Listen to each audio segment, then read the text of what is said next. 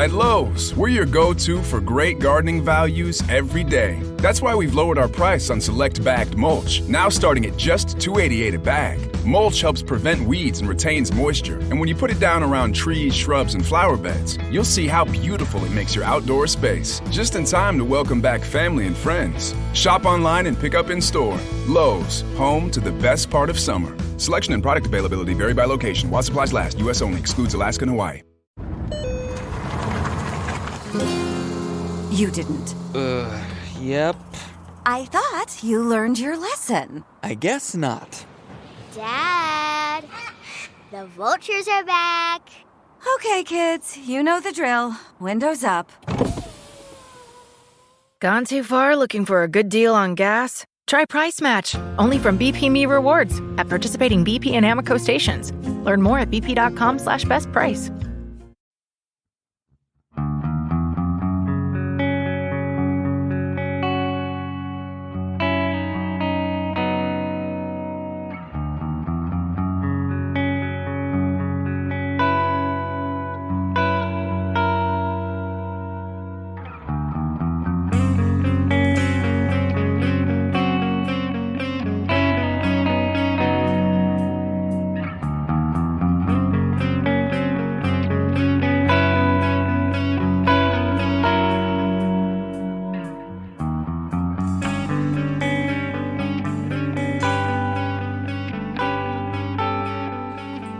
Hello and welcome to Budget Arcade. Mark, are you recording?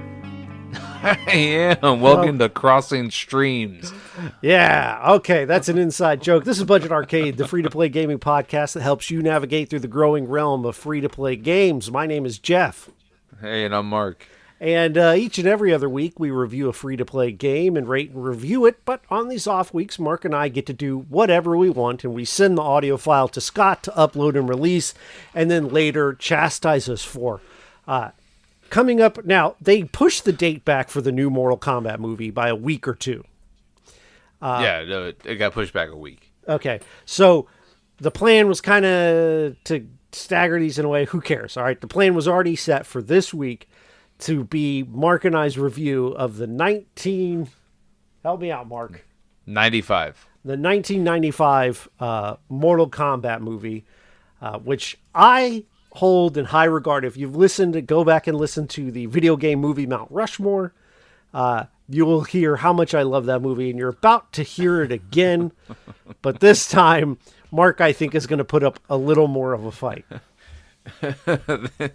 So let's get these credits out of the way. So this film is directed by Paul Anderson, who you may know from past sci-fi bangers as Event Horizon.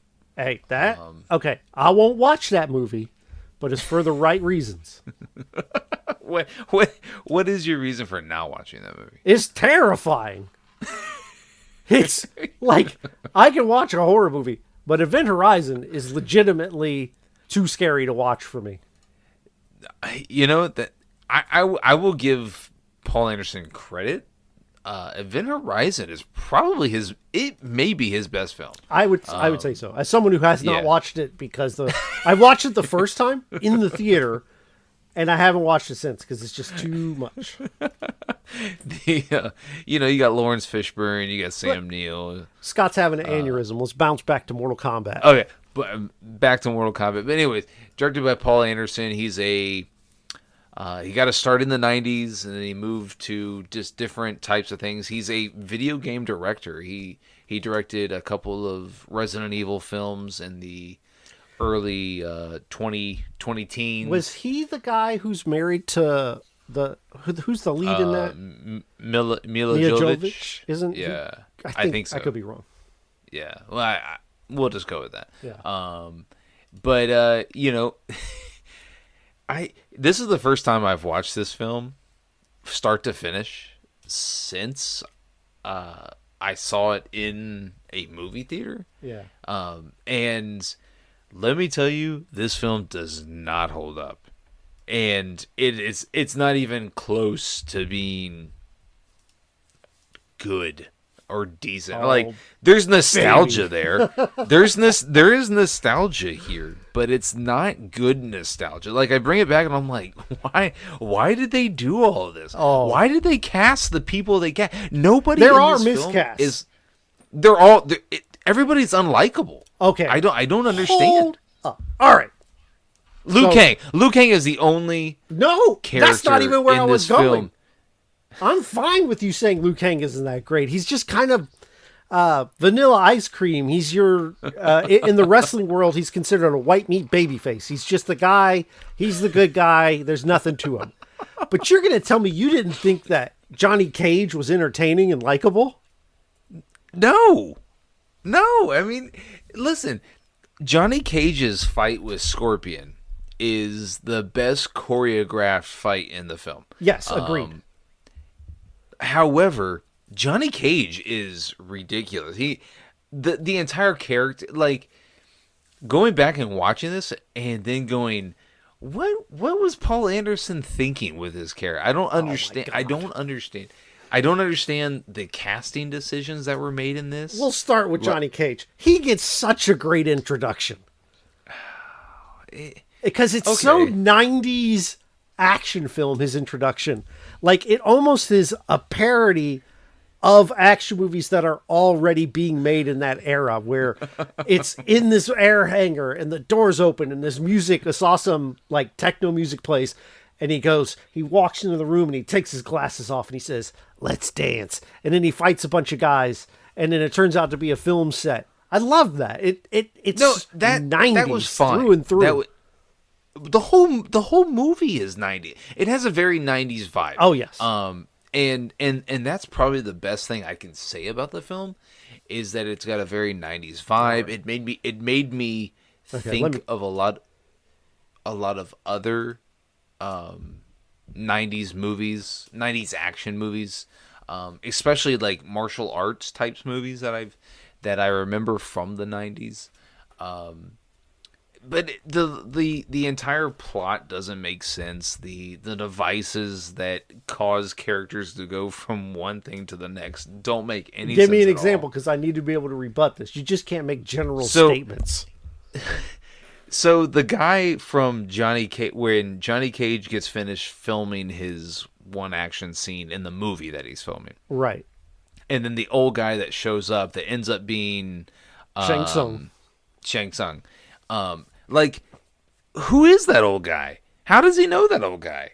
Why does he believe this old guy? Why is he taking this old guy's word that, hey, get on this boat at this dock at this time, and you're gonna fight? He calls him Master whatever. He's like, but there's no there's no exposition. Yes, you don't need to that. How long do you want this movie to be?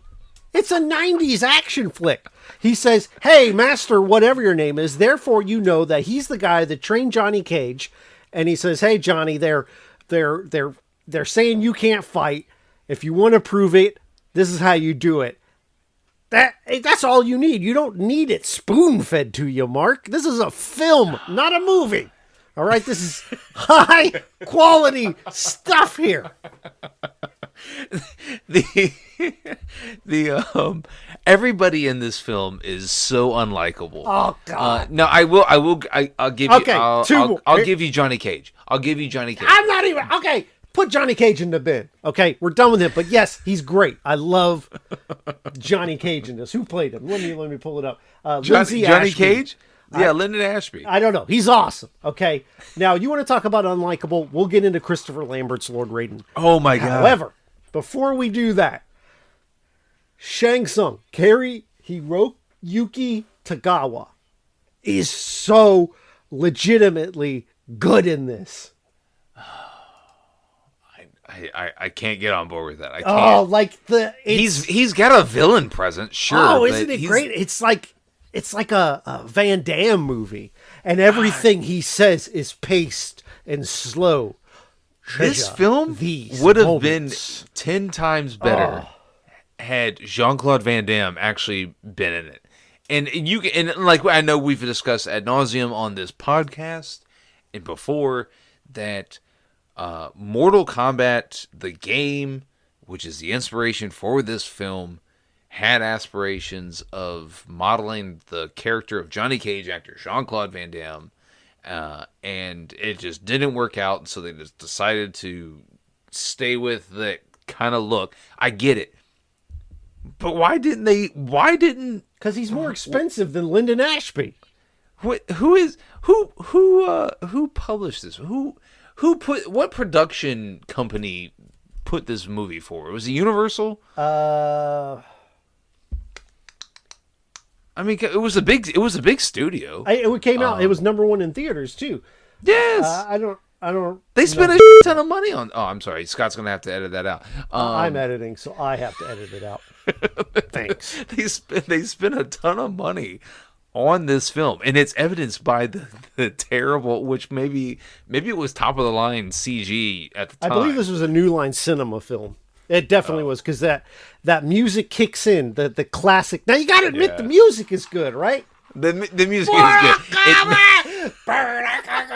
And then like it does that with the New Line Cinema logo coming, and then there's a camera that pans around the Mortal Kombat logo, fire shooting up. And then it goes and it shows you the symbol, and then the letters Mortal Kombat fly by your head, and then it floats, and then you're immediately taken to a fight scene where Liu Kang's brother dies. This movie doesn't waste any time. But you don't know it's Liu Kang's brother. You don't know it's Liu Kang's brother figure it until out Liu Kang like shows up. right after. Oh, I'm just saying. You're John Wicking us right now. Anybody who's listened to the John Wick episode of Film Soliloquy, go back and listen to how Scott can't figure out who John Wick's wife is. That's what you're doing to me right now. So, hold on. All right, the person. So, you have three main characters in this film. You have Johnny Cage. You have Sonya Blade, who's played by the worst actress in the history of film. I will fight Bridget Wilson Sampras. Whoever she's married to Pete Sampras, but is she really? Yes, she's Pete Sampras' wife. And okay, granted, I will give you this: she is not good in this movie. She's bad, terrible. Absolutely, she is not an action star. But she plays Veronica Vaughn in Billy Madison, so you will not besmirch her name. Listen. Veronica Vaughn. And then they whitewashed Raiden. So hot. Yes, they did. They whitewashed. And they did Christopher Lambert, who's awful. Okay, like Christopher Lambert's performance is so bad. It's so bad. It's real bad. I don't think so. Okay, make this film again with Ken Watanabe as Raiden, and we're good to go, right? What? Any Asian actor at all, any Asian actor in the world would have done better than this man. Well, any white actor too. You can pick anybody. I mean, Bridget Wilson Sampras could have played a better Raiden. This man was the star of Highlander. I mean, what are we doing? Why? It was bad. Why So I've made some concessions, right? That was bad. And I don't think Bridget's performance in this film was great. I think it could be, I think she was miscast. I don't think this is what she is good at. She is not an action star. Her fight scene is bad. Speaking of that, the other likable character in this movie, despite having a very short amount of screen time, was Kano. Kano was awesome. It's funny. It's funny you mention that. It's because I'm watching this film, and I watched it last night as we're recording this. I watched it the night previous to this recording, and I'm watching. I'm like, holy crap! They used what do you call it? Not animatronic, but practical effects. Practical effects, yeah, absolutely. Yeah. And it reminded me a lot of the Teenage Mutant Ninja Turtle movies from the 90s. So the nostalgia factor kind of rushed over me again. I'm like, oh, so like Goro, put him in the entire film. Put this puppet. Yes, put this puppet in the Kano's entire not a puppet. film. You mean not? No, you're thinking Goro. Oh, Goro was the puppet. Yeah. You're right. I'm sorry.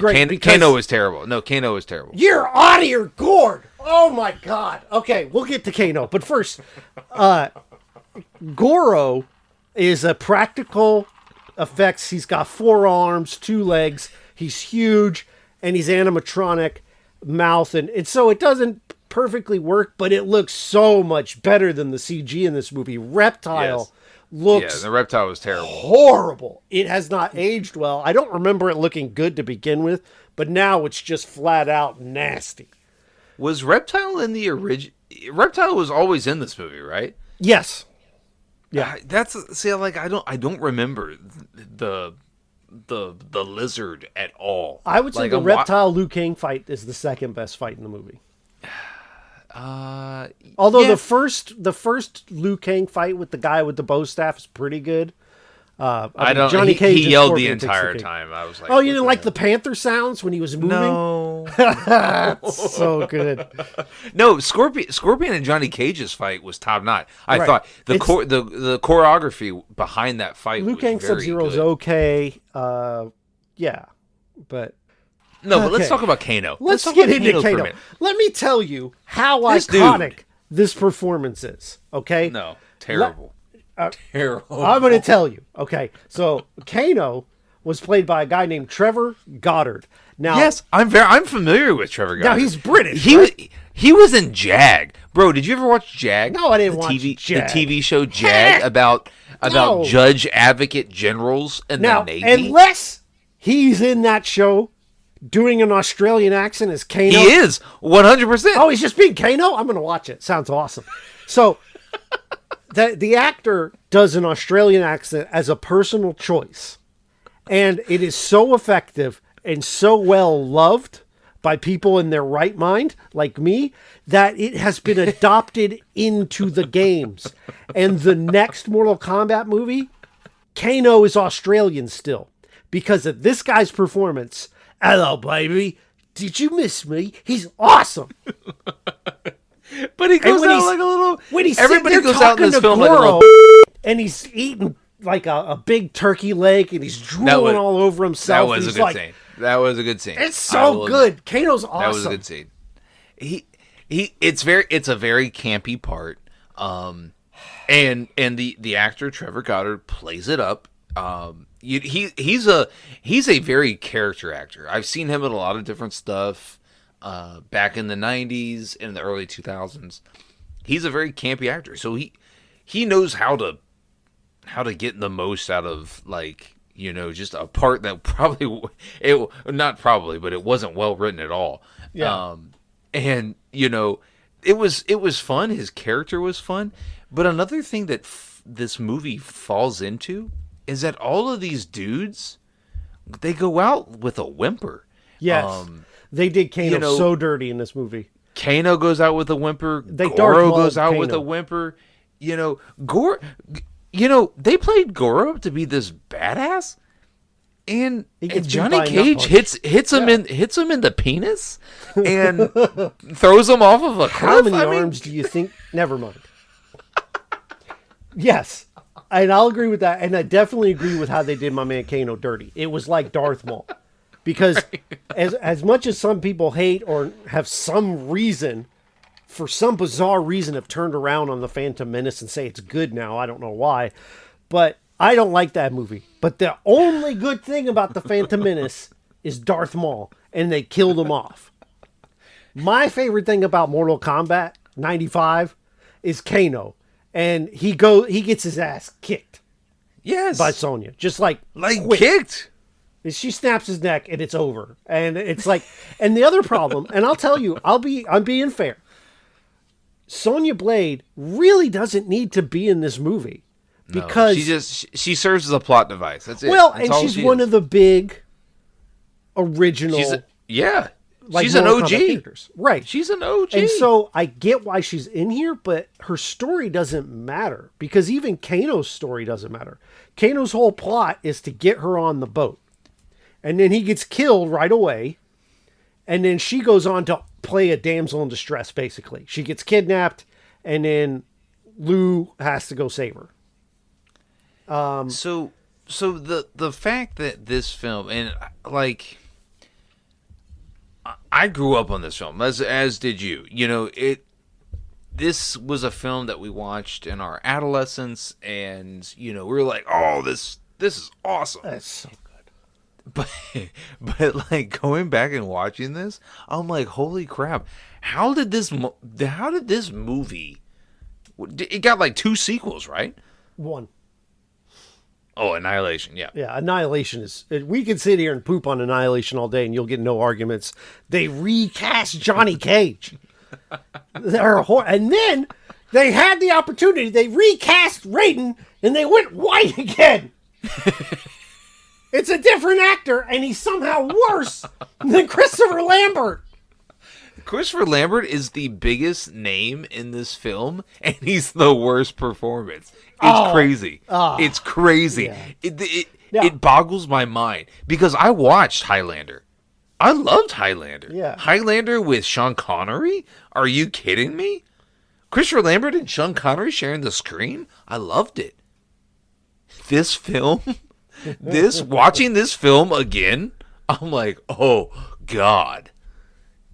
It's terrible. Christopher Lambert is the worst part of this film, and this film is bad. It's bad. I can't get with It's that. just it's not good. I can't get with that. You're hanging your hat on nostalgia. That's all you're doing. Okay. I'd agree with you, except that the points I bring up, you're like, Kano's trash. And then I tell you about the scene with him and Gory, like, all right, yeah, that was a good scene. And then you're like, yeah, Johnny Cage is trash. And then I talk to you about it. And then you go, okay, I'll give you that. Johnny Cage wasn't trash. So. No, they just happen to be okay actors in the roles. They killed it. Playing up the character. That's all they're doing. Johnny Cage. Lyndon Ashby and Trevor Goddard are probably, I don't know. They're having I don't know fun. Lyndon Ashby. I don't know. I think they're any having other... fun with the role, right? You know, Sure. And I think you can look at your Christopher Lamberts and your Bridget Samprases, Wilson Sampras, and say, okay, they take themselves too seriously.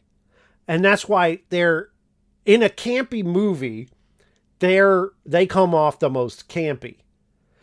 But when you get the guy, I keep butchering his name, but the gentleman who plays Shang Tsung, he gets it. Okay?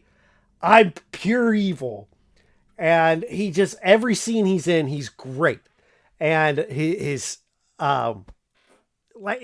monologue during the beginning of the tournament, and then when he's on the boat, it has begun. It's so great. I love everything that he did in this movie.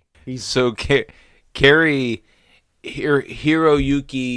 Tagawa, Shang Tsung, yes, has actually been playing Shang Tsung's character for 20 years now. His most recent Mortal Kombat credit is he plays the voice of Shang Tsung in Mortal Kombat 11. So really? Yeah. Oh, that's awesome. So he's made a career out of this character, and that's great. He's so good. I don't understand how you can't look at it. And he's not trying to win an Oscar, okay? No, right. But he's got a good 90s villain presence. He's in this movie to play pure evil, and he does it perfectly. And it fits the tone of the film. His performance is excellent. I don't like how the film made Scorpion and Sub-Zero just bit parts. Yeah, you know, right, that too. But like, it's what do you do with silent? And I will say this about Scorpion: the "get over here" line kind of sucks. You know, like you got to do it. So this movie, Johnny Cage is on a ladder and he's like, "Come down here." Yeah, like so they're trying to toe the line between reference and trying to keep it on track a little bit, and I think largely they hit the mark, but there are things like "get down here." Sonya does her, like, there's a move she does in the first game where she flips upside down and grabs him by the head. That's how she kills Kano. It looks awful in this movie. I think they just filmed it in reverse and then played it backwards, so it looked okay. and like, as much as I love Shang Tsung in this, he has to do the lines flawless victory and fatality. And flawless victory, they work it in well. It's fine. But fatality doesn't make any damn sense when he says it. Like, because he does the killing of a guy in a fight that he's not even in. Right. This is not a, all right. So every action film in the 90s was just like off the wall crazy.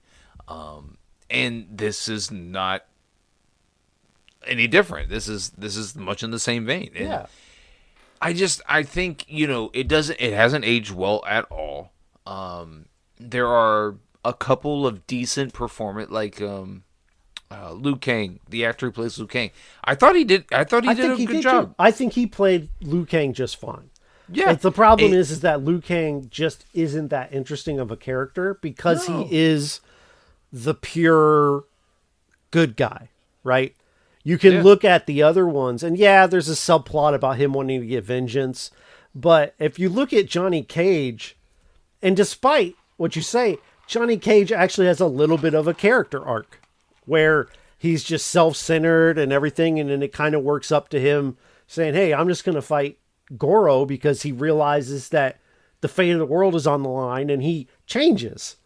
And I just don't think Liu Kang has that. He's just kind of vanilla to me. He's just the good guy with nothing interesting going on. But he does. I think he looks the part and plays the part, and I believe he's a real martial artist, which I always approve of in martial arts films. Like if you can't act but you can fight, I'm already on board.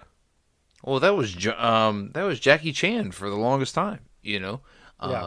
Jackie Chan was a terrible actor, but this phenomenal martial artist, and he just did so many movies that he learned how to act. He just got good, right? Yeah. And so, the actor who plays not Johnny Cage, Liu Kang, Robin Shaw, he's been in a ton of films. He's got 42 credits to his name according to IMDb.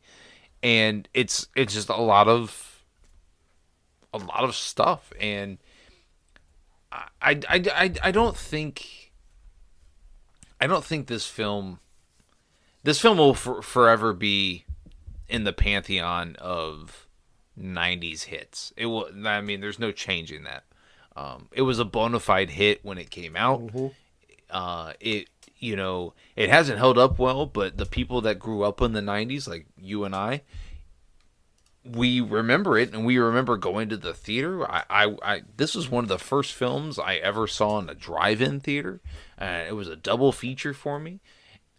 I remember it. I remember it like it was yesterday, and I remember sitting in the car, and I remember having popcorn and candy, and I remember listening to this film play out over my car speakers. And so, like, regardless of what this film does now, like for anybody that watches this film now, it will always have that just 90s charm. It's a very quick film. It's only an hour and 40 minutes long. It's easy to watch, I think. Yeah, right. It's something that is very quick. It moves fast. It never spends too long in one place. And that serves the movie well, but man, there's just so much. There's so much bad here.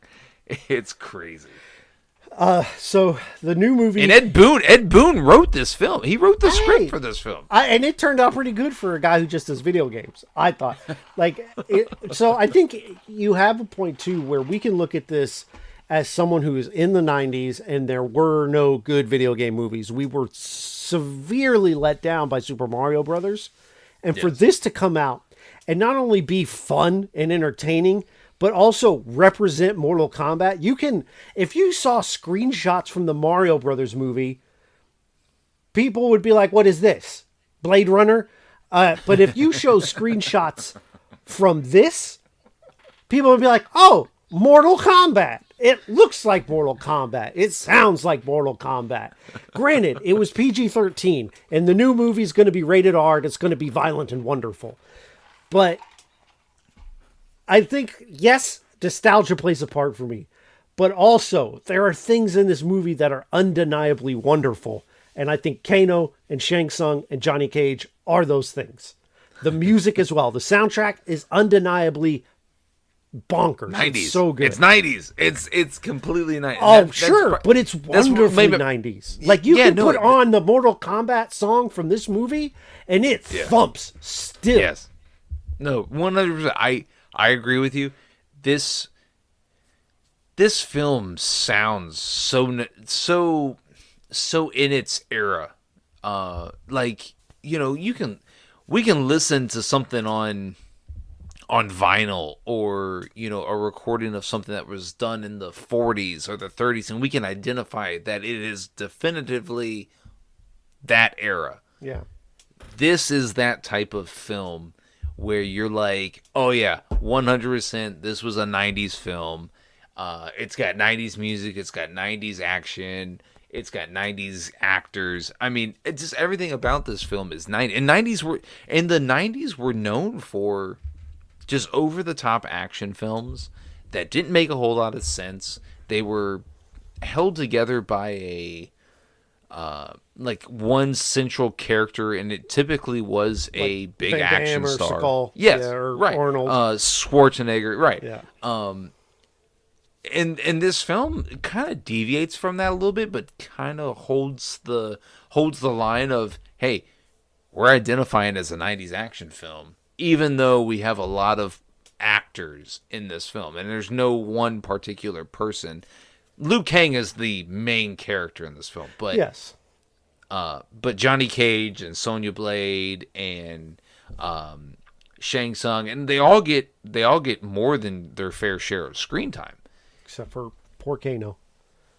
They could just make a Kano movie where he goes to the bar and beats people up. I would watch that movie.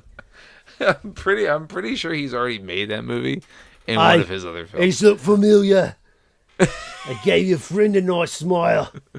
Ear to ear. He's so awesome. I love him. So you look at Trevor Goddard's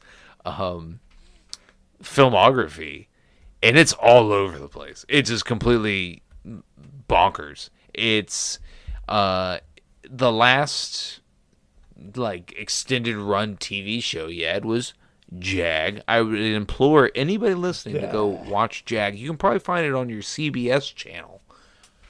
It's very good. It's about a bunch of Navy dudes that are also lawyers that also solve murders. All right, come on. This is a video game podcast. Yeah, but no, I'm I'll just talk giving a about backstory. Jag.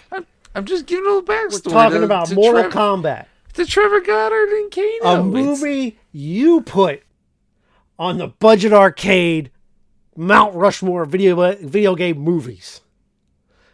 We're going to have to circle back. This is fun. No, I want to come back and I want to do Street Fighter with you. Oh, baby. I love Street Fighter. No, that would be... when did that come? What year did that come out, Street Fighter? 93? After this, I think. 94. No, it was 94. I remember...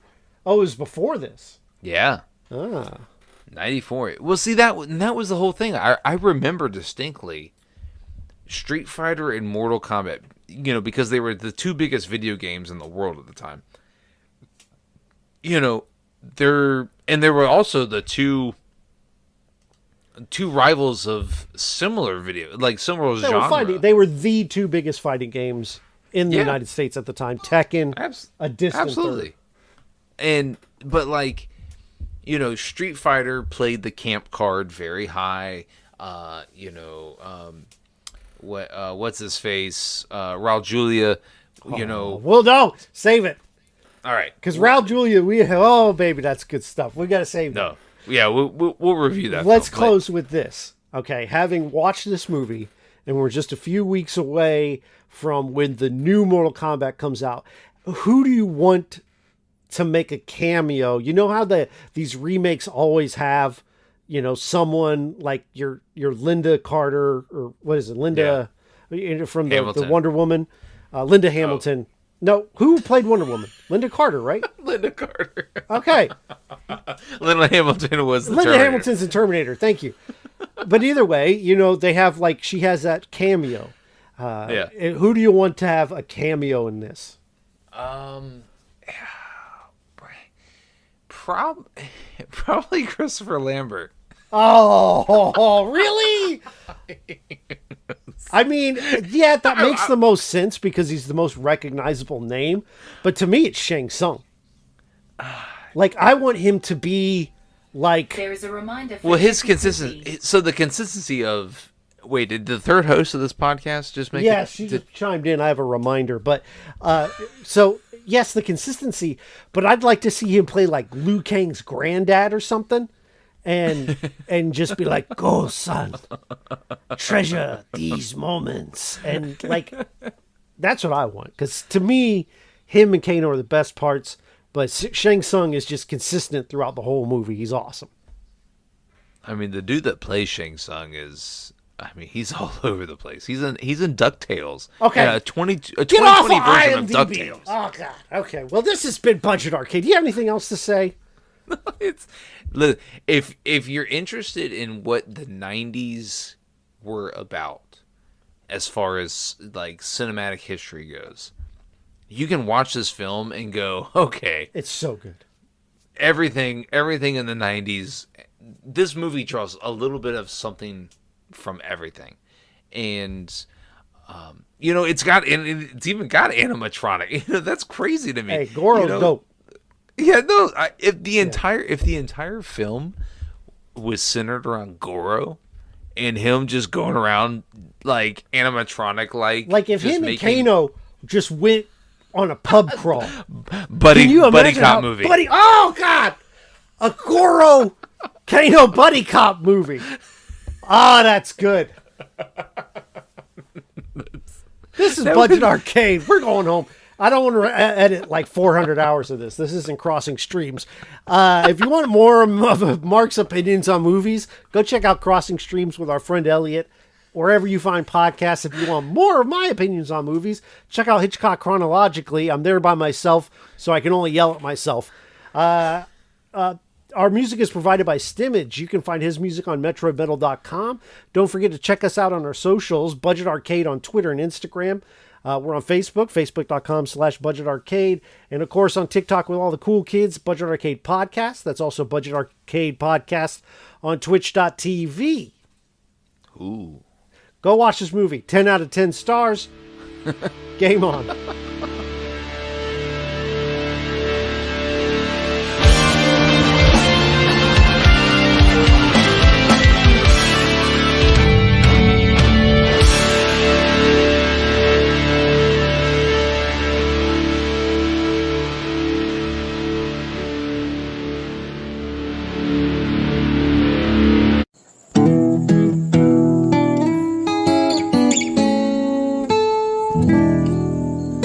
Imagineville Podcast Network. At Lowe's, we're your go-to for great gardening values every day. That's why we've lowered our price on select bagged mulch, now starting at just $2.88 a bag. Mulch helps prevent weeds and retains moisture, and when you put it down around trees, shrubs, and flower beds, you'll see how beautiful it makes your outdoor space. Just in time to welcome back family and friends. Shop online and pick up in store. Lowe's, home to the best part of summer. Selection and product availability vary by location. While supplies last, U.S. only. Excludes Alaska and Hawaii.